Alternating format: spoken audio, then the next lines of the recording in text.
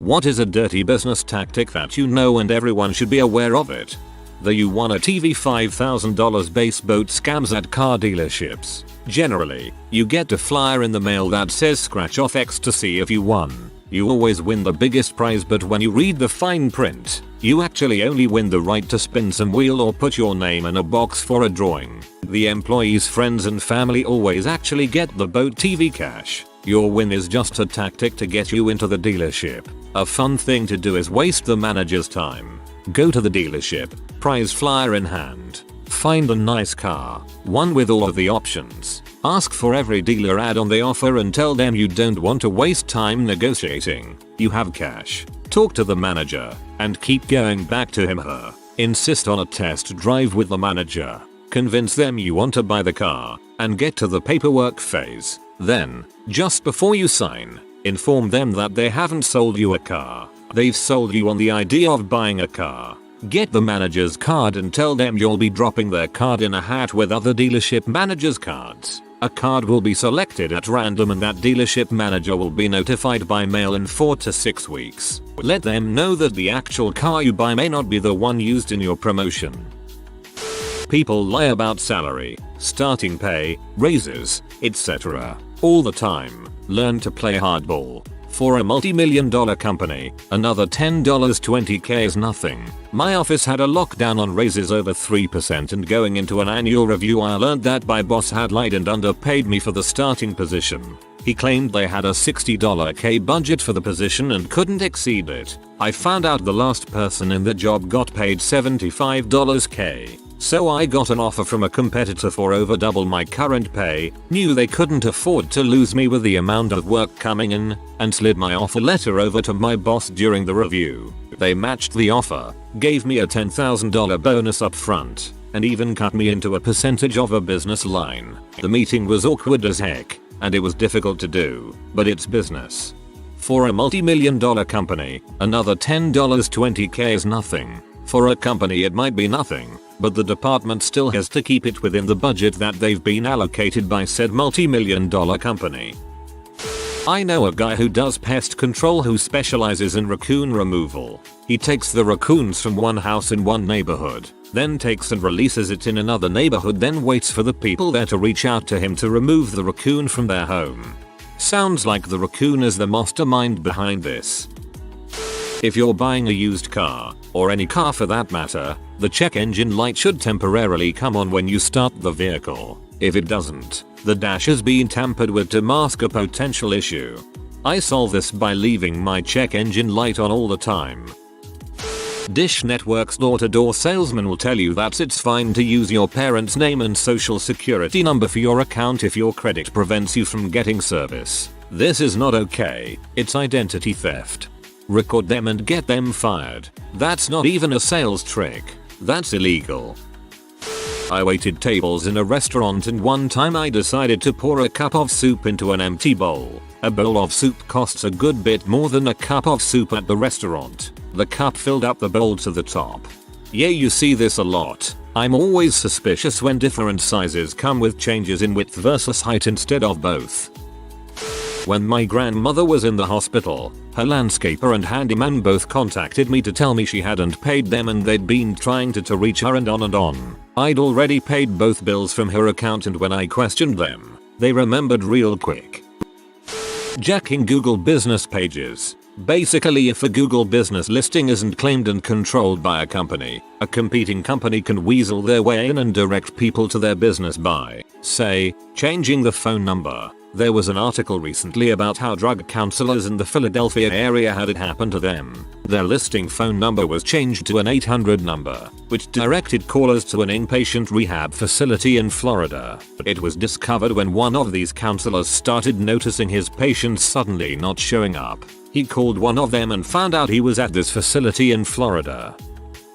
In France it's hard to fire or lay off people, so when big companies need to clean house a bit, they move the office to a new location quite distant from the current one. In the process they reduce the office size from 50,000 seats to 30,000 because they've estimated that amount of people will resign rather than endure a 4-hour commute. But officially totally you still have your job if you want. We are not laying you off, but I need you in the office every day. or you could resign if you don't like the new location. Nestle did that, and apparently it's fairly common now for multinationals around Paris. I suspect they end up keeping a huge amount of deadwood, while valuable employees who can easily find another job in the same area do so. It seems really dumb, unless you just desperately need to trim employees and you don't care about quality. Fake claims of another house offer with zero contingencies. We were young, first-time home buyers. We found a house that we loved and was in our price range, albeit the high end of our range, but in there. Nonetheless, we entered into negotiations with the seller's agent. While my husband and I were thinking the counteroffer over, we received another call from our agent saying the seller's agent received an offer from someone with no contingencies. They could pay cash and sign that day. We knew we couldn't complete with that, and our agent urged us to rush over to her office to sign their counteroffer and hope they would accept it since we made our offer first. Of course they accepted, because there was no other offer. After all this went down, we were sharing our story with family and friends, and we came to realize the seller's agency plays this card frequently. I wish my husband and I had been in a better place to fight their tactics, but we were buying in a location that didn't have many good houses in our price range. 2 years later, and we are pleased with our home, just not our mortgage. Always count every single note when exchanging currency. It's so easy for vendors, particularly smaller ones, to short bills from a stack of 100 or 1000 and claim innocence when, if called out on it. Claiming innocence is really just a scummy tactic in and of itself, cause the victim is totally inclined to believe you. If they don't, they are in butthole. If you ever get a demonstration of a service from a company, they will always use their very best, most experienced staff, but once you've signed up you might find you've got the dregs that they couldn't foist on anyone else working for you. Big Four accounting at its finest. Send in the partners to show expertise and personality, then send in a herd of 22-year-olds to do the actual work. I worked in the collections department of Discover Card for a while. One thing they did, maybe still do, to lure customers to them is offer 0% APR for the first year. People would jump on this and transfer all their debt onto their new Discover card, and then the company would conveniently not send the first month's bill. In the fine print of the agreement, it states that if you miss even one payment in that first year, your APR will jump to 29.95%. Half of my calls were to these new customers who would then proceed to throw a fit because they didn't ever get the bill, and I had to explain to them that it was their job to know when the bill was due, and sending one was just a courtesy extended by the company. I hated that job. It ate away at my soul. In the US, the Federal Card Act in 2010 made it a requirement to send a bill 21 days before the due date. If this was after that, they weren't just being slimy but straight up illegal.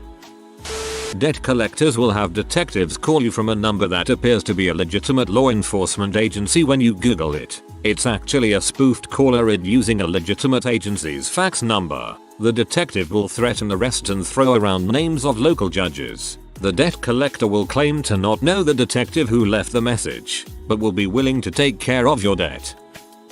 In Nova Scotia, Canada, severance pay is paid on the average of your last 30 days of pay. This means that some companies will actually reduce your hours to minimum your last month with them if they are going to lay you off. Happened to me wife. She worked for this company for 5 years, worked 35 plus hours per week. Suddenly she wasn't getting shifts. Boom, layoff notice. Happened to other folks too. Call the Labour Board. IDK about in Nova Scotia, but here in Ontario that's illegal. Even if she quit because she wasn't getting enough hours due to them reducing it, she'd still be entitled to pay. They cannot reduce your hours by more than a certain percent each week. Can't remember the percent. Can tell you I have fought this and won. When I was in the process of moving into my current home, I transferred the title of my old home and land to my sister because she was buying it and moving in when I left. Within the next few weeks she started getting all the welcome to the neighborhood coupons and flyers. She didn't even change her address, so I assume companies track title changes with the Register of Deeds. The sketchiest was a pest control company claiming to have an existing account on the property and recommending she continue to use their services. They detailed dates and changes, referenced termites. It was all lies. All the dates shown were while I owned the property and I never even heard of this company before she received that letter. I feel like that one is one you should actually report to someone. Mattress stores that have the find it anywhere else for cheaper. You get your money back deal contract with the manufacturer to make the exact same model of bed, but with a model name specific to that store, so nobody can ever cash in on that deal. Mattress stores, the gurus of sleazy tactics. Buying a car from a buy here, pay here dealership. You put $500 or $1,000 down, they say you are approved and you drive the car home. 2 days later the dealership calls and says that they couldn't get you financed at the down payment and interest rate, so we need an additional $2,500 down and your interest rate doubles. If you don't have the extra money they take the car and your original down payment. This is in AZ.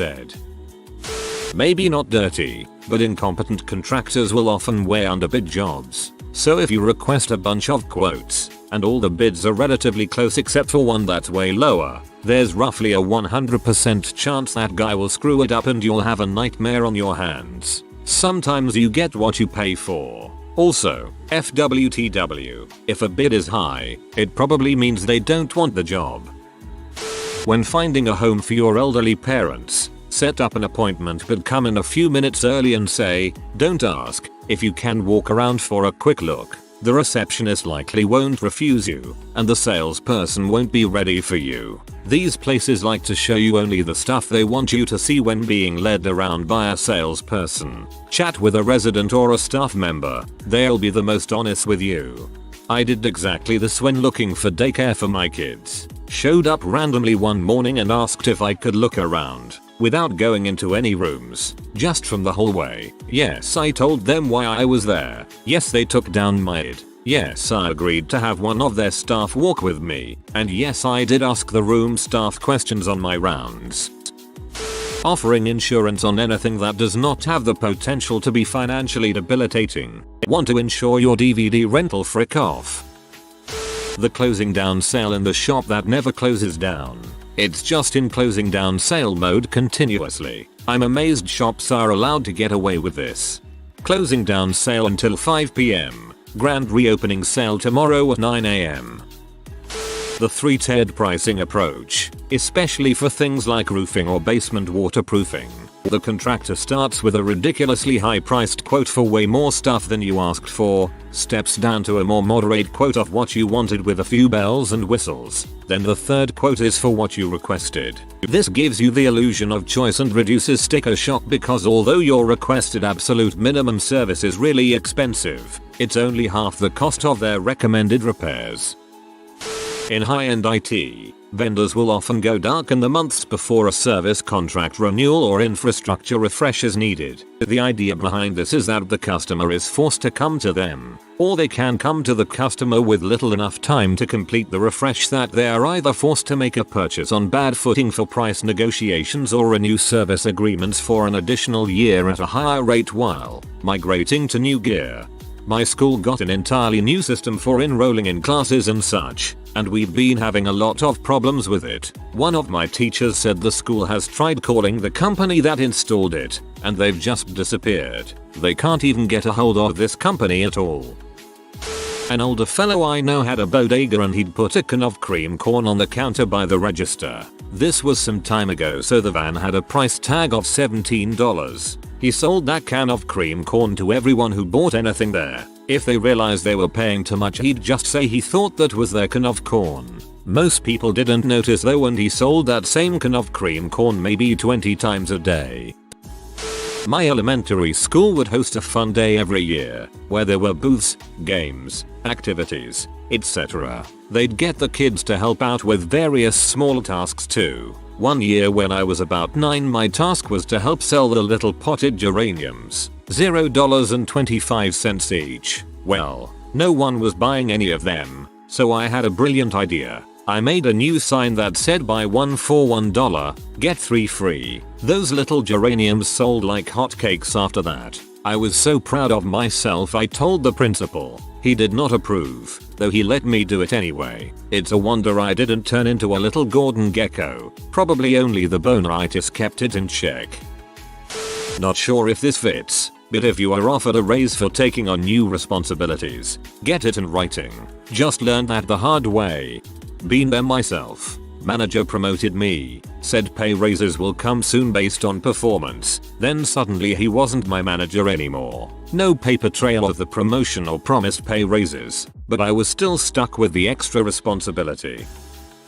When moving out of a rental apartment house, make sure to take lots of pictures and ask the owner landlord to do a walkthrough with you. Video the walkthrough. That way if they do not give you all your deposit back, you have something to take to court versus a he said which you generally lose. When you turn in cable internet equipment, make sure to get a full receipt showing what they took in on the date it was received. Scan this and email to a couple different email accounts. Comcast and others are bad about losing the equipment a couple years later, after you forget, and then billing you. Sire. Every month and every 4 weeks sound similar, but are different. Paying every month gets you 12 payments, every 4 weeks gets you 13. Giving someone a promotion just to get them back on a probationary period so they can be fired without cause or repercussion. Happened to my wife recently. They were able to twist some information to make her look bad enough to can, and with no risk of legal recourse because she was on probation with her new position. Wife said they did the exact same thing to someone within the past year. Guy won Employee of the Year, was promoted and promptly fired. That's when you report them to the Department of Labor, EOC and/or Human Rights Commission in your state. Even if you don't prevail, it's a good thing to do because most people don't take these sorts of actions and the employer knows that and count on it. Real estate gurus who sell their courses online in downloadable digital format and say that we must buy now since they only have a few courses remaining and when they are gone, they are gone. How the frick do they run out of digital, downloadable courses? Do their computers run out of binary ones and zeros after so many downloads? Sounds stupid, but people fall for this ploy regularly. Watch the ever-changing price of pre-packaged food goods at most grocery stores. One day the price may seem to go down, but if you check the weight, it has also gone down. Snack foods do this constantly. I like buying these breaded frozen chicken breast fillets at my local grocery store. Been buying them for a long time. They were $11.99 CDN for 908 grams. 2 lbs. Last week they were $11.99 CDN for 750 grams, 1.65 lbs or 1 pound, 10 OZS. That product just went up 21% in price. I want to say it was a peanut butter company that did this. They redesigned their package to have the bump in the bottom bigger. They basically reduced the amount of peanut butter by like 10-20%, but the size of the jar stayed the same, so nobody noticed and it was still the same price as before. A locksmith I knew would rekey locks using old, worn down pins, which caused the locks to stop working prematurely without the pins being crisp. Eventually the lock jams or the key quits working. He would then await the inevitable call to replace them, rekey them with good pins, and be good to go. You could make an extra $65 a customer this way. We never did. I'm certified as a master locksmith, NLA and a lower, but we repaired a lot of locks this charlatan fixed. We complained to the NLA and a lower and got his bond status revoked. If you get a lock repaired and it doesn't feel as crisp as a new zipper when you put in the key that first time, they may have pulled this trick. Anyone who tells you that money is about to collapse and be useless and you need an investment in gold to protect yourself, but are then willing to sell you some of their precious and limited gold reserves for some of your soon-to-be worthless paper money, should not be listened to. I work with a lot of different body shops, and in my area the big thing to do is to enhance the damage to customers' cars. I don't mean they try and negotiate harder. I mean they actively create more damage to previously undamaged panels, usually in ways that don't affect the function and are hidden to the customer, in order to get the insurance company to pay them more money. In my area, while not every shop does this, I would say the honest ones are the minority, and it screws the customer over in the long run. The shop might promise that they will save you your deductible, but in the end you end up with a car that has unrepaired damage or you have to pay out of pocket if the insurance company catches the shop enhancing. And the sad thing is there is almost no way to know which shops do this when you pick a shop. If thou art in Sweden and want to start a company, don't pay for anything. It's totally free via Verksamtse and Skatteverkatse, and anyone that tries to make you pay for handling paperwork or something to do with the startup administration is probably a scam. This happened to my friend that lost about 2000 kr.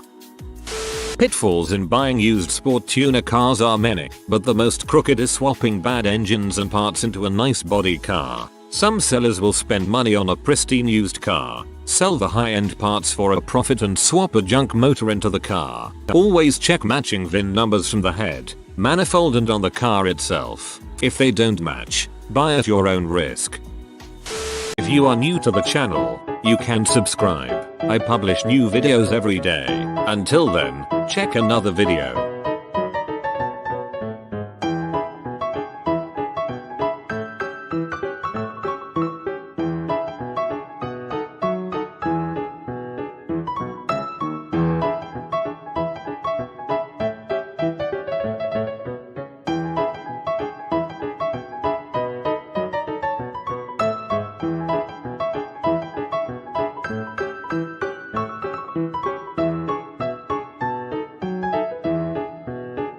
Bye for now.